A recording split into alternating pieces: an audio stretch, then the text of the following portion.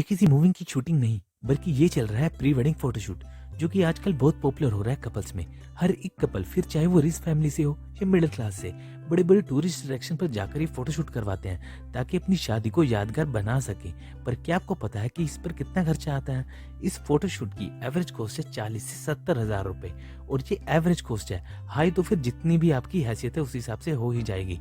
और तो और इसमें जो फोटोग्राफर्स और प्रोफेशनल्स की टीम आपके साथ जाती है, उनका आने जाने खाने पीने का खर्चा भी आपको ही करना पड़ता है। अब सवाल ये है कि मैं ये बातें क्यों कर रहा हूँ? वेल, आज इस वीडियो में हम बात करेंगे ऐसे 7 एरियाज जहां मिडिल क्लास फैमिलीज बेवजह अपने पैसों को पानी की तरह बहाते हैं और बाद में फाइनेंशियल प्रॉब्लम से जूझ रहे होते हैं। तो अगर आप भी इस वीडियो को थोड़े ध्यान से समझेंगे तो कुछ पैसे तो जरूर बचा पाएंगे।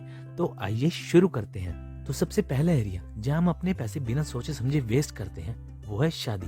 जैसे कि हमने बात की कि कैसे हम प्री वेडिंग फोटोशूट में अपने महीने 2 महीने की कमाई सिर्फ कुछ ही घंटों में दे देते हैं। पर सवाल ये है कि क्या इसके बिना आपकी शादी यादगार नहीं लगेगी, या फिर लड़का और लड़की दोनों भूल जाएंगे अपनी शादी को? और तो और आजकल लड़कियां शादी के लहंगों के लिए इतनी ऑब्सेस्ड हैं कि सिर्फ कुछ ही घंटों के लिए पहनने वाले लहंगे पर भी 60,000 से 1 लाख रुपए खर्च कर रही हैं, जस्ट बिकॉज वो सुंदर दिख सकें। देखिए, मैं समझता हूँ कि सभी की इच्छा होती है कि इस दिन वो सबसे बेस्ट दिखें, पर क्या कुछ घंटों के लिए अपनी इतनी साल की सेविंग को इस तरह से उड़ा देना क्या सही है? यहाँ तक कि नवंबर 2022 में उत्तराखंड की एक लड़की ने तो सिर्फ शादी ही इसलिए तोड़ दी थी क्योंकि उसके ससुराल वालों ने उन्हें सस्ता लहंगा ले दिया था। क्रेड के सीईओ कुणाल शाह कहते हैं कि हमारी मिडिल क्लास फैमिलीज अपनी एनुअल सैलरी से 5 गुना ज्यादा पैसे सिर्फ अपनी शादी में ही लगा देते हैं, यानी देखा जाए तो 5 साल की कमाई। और यही है हमारी मिडिल क्लास फैमिली की पहली फाइनेंशियल मिस्टेक। और इतना ही नहीं, बल्कि लोग तो आजकल इस झूठे शो ऑफ और रिश्तेदारी में इज्जत बनाने के लिए शादी के लिए लोन तक ले रहे हैं। अब इससे बचा कैसे जाए? देखिए, याद करें जब 2 साल पहले कोविड आया था पूरी दुनिया में, तब कैसे शादियों में बहुत ही हमने कम गैदरिंग के साथ भी शादियां की हैं। तो क्या वो अब नहीं कर सकते? आप सिर्फ अपने बहुत ही करीबी रिश्तेदार और दोस्तों को बुलाकर भी शादियां कर सकते हैं। और अगर आपको ज़्यादा गैदरिंग करनी भी है तो एटलीस्ट पहले से एक बजट बना सकते हैं ताकि आप अपनी औकात से बाहर जाकर ना खर्च करें।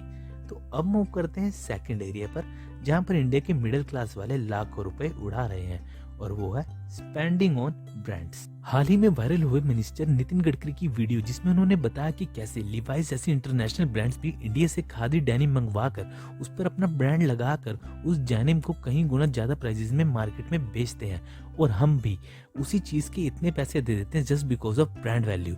और यही नहीं, बल्कि आजकल हम 5 से 10 हजार तो ब्रांडेड शूज पे लगा देते हैं, जिसे पहनकर हमें सिर्फ चलना ही है। जबकि देखा जाए तो आपको 1 से 2 हजार में भी मीडियम ब्रांड के अच्छे से शूज मिल जाते हैं जो उतने ही कंफर्टेबल होते हैं। लेकिन क्योंकि हमारे दिमाग में उस ब्रांड को इतना बिठा दिया गया होता है, तो हमें बस वही बेस्ट लगते हैं। अपने इन पैसों पर जो हम बहुत ही महंगे ब्रांड्स पर लगा रहे हैं, आप तभी कंट्रोल ला पाएंगे जब आप अलग अलग ब्रांड को ट्राई करेंगे।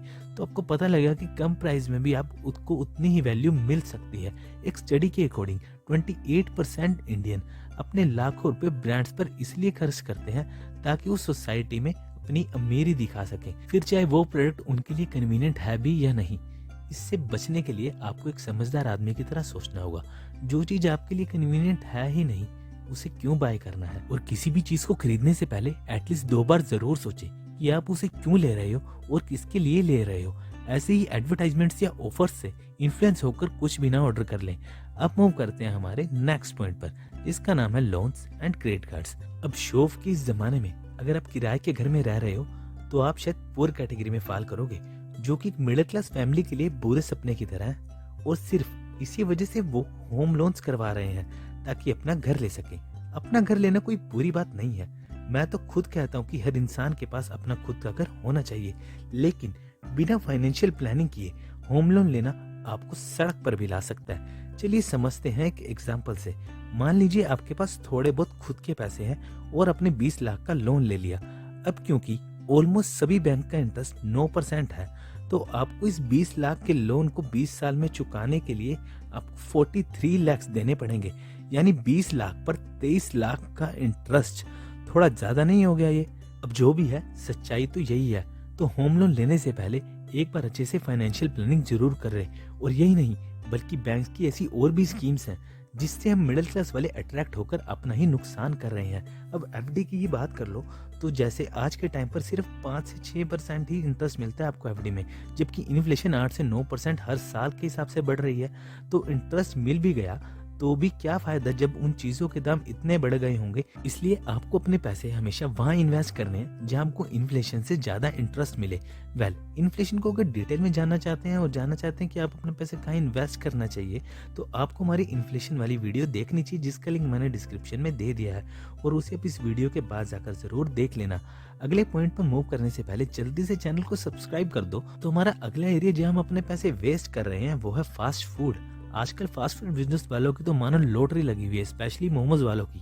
बीटेक पानी पूरी वाली से लेकर एमबीए चाय वाले से लेकर बहुत से लोगों ने फास्ट फूड खिला खिलाकर लाखों रुपए कमा लिए हैं। हम में से 80% लोग ऐसे हैं जो हर रोज शाम को अपने फ्रेंड्स या फैमिली के साथ फास्ट फूड खाते ही हैं, फिर चाहे वो पानी पूरी हो, मोमोज हो, स्प्रिंग रोल हो या कुछ भी।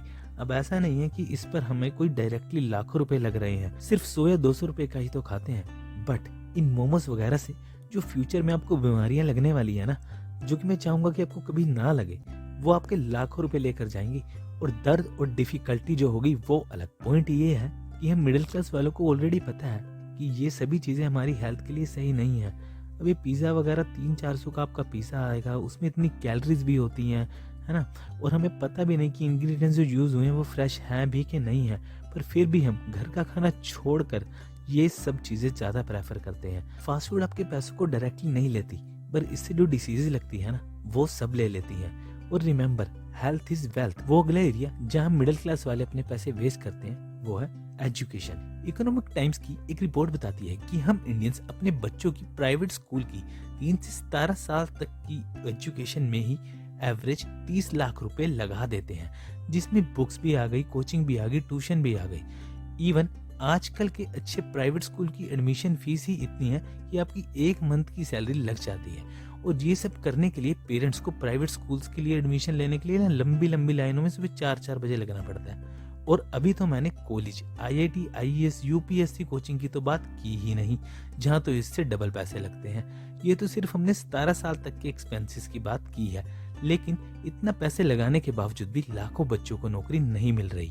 और ये सब सिर्फ अभी मैंने एक बच्चे की एजुकेशन का एक्सपेंस बताया, जबकि मिडिल क्लास फैमिलीज में कम से कम 2 बच्चे तो आपको मिलते ही हैं। तो क्या किया जाए? अब सभी पेरेंट्स चाहेंगे कि हमारे बच्चे बेस्ट स्कूल्स में ही पढ़ें, पर क्योंकि एजुकेशन के प्राइसेस बहुत बढ़ते जा रहे हैं, लेकिन पढ़ाने की क्वालिटी वहीं की वहीं है। एजुकेशन में मैं सिर्फ अपना पर्सनल सजेशन ही दे सकता हूँ, और वो शायद सबको अच्छा भी ना लगे। मैं तो सजेस्ट करूंगा कि आप अपने बच्चों को शुरू से एनालाइज करें कि उनमें क्या टैलेंट है, ऐसे उन्हें एमबीबीएस इंजीनियर बनाने के चक्कर में अपने पैसे ना वेस्ट करें। दूसरा, मैं तो कहूंगा कि आप अपने बच्चों को उस स्कूल में डालिए जहां आप अफोर्ड कर सकें। देखिए, अच्छी स्टडी के बाद भी अगर काफी सारे बच्चे अनएम्प्लॉयड हैं, तो मैं भी हो सकता है कि उनका टैलेंट और कुछ हो, जो उन्होंने पढ़ा उसमें वो एवरेज हो पर टॉपर नहीं। इसी की वजह से क्या पता उन्हें जॉब ना मिल रही हो। देखिए, एक छोटा सा एग्जाम्पल देता हूँ।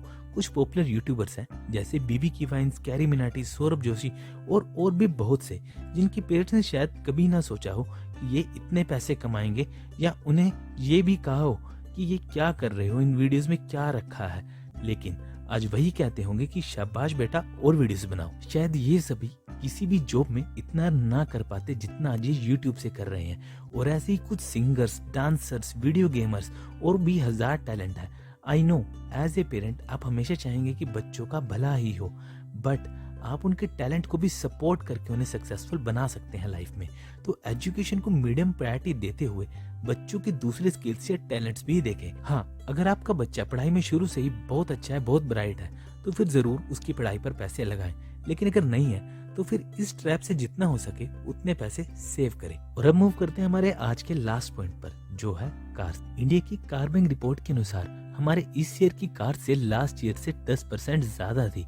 रिसर्चर्स बताते हैं कि इन बायर्स में से मोस्टली क्वांटिटी इंडियन यूथ की है, जो आजकल कार को जिंदगी का एक इम्पोर्टेंट हिस्सा मानते हैं और इसको लेने के लिए इस पर लोन्स भी ले रहे हैं। Rich dad poor dad book के ऑथर रॉबर्ट टी कियोसाकी कहते हैं कि ये कार्स हमारे लिए लायबिलिटीज का काम करती हैं। जैसे लोन पर कार लेने के बाद जो इंस्टॉलमेंट देनी है आपको, वो तो अलग है ही, पर इसके बावजूद इसकी मेंटेनेंस के लिए आपको जो पैसे खर्च करने होंगे वो अलग।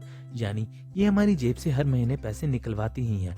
अब मैं ये नहीं कहूँगा कि कार मत लो, बल्कि मैं कहूँगा कि आजकल जो कुछ घरों में ना एक से ज़्यादा कारें हैं, यानी 2 कार्स हैं, तो उसे अवॉइड करें। जब एक से बात बन सकती है तो दूसरी क्यों? इंस्टेड आपको अपने पैसे एसेट्स में इन्वेस्ट करने चाहिए, जिससे आपकी मनी और ग्रो हो सके और आपको अच्छे रिटर्न्स आ सके। और अगर आपको ऐसे एसेट्स जानने हैं जो आपको हाई रिटर्न्स दे सकते हैं, तो आप हमारी एसेट इन्वेस्टमेंट वाली वीडियो देख सकते हैं, जिसका लिंक आपको ऊपर आई बटन और नीचे डिस्क्रिप्शन में मिल जाएगा। तो ये थे वो एरियाज जहां हम बिना सोच विचार करे अपने पैसे बर्बाद कर रहे हैं। आई होप आपको ये कुछ समझ आया होगा और आप इन पर आज से काम करेंगे और अपने पैसों को सेव करेंगे। मिलते हैं अगली वीडियो में, तब तक के लिए टाटा बाय बाय।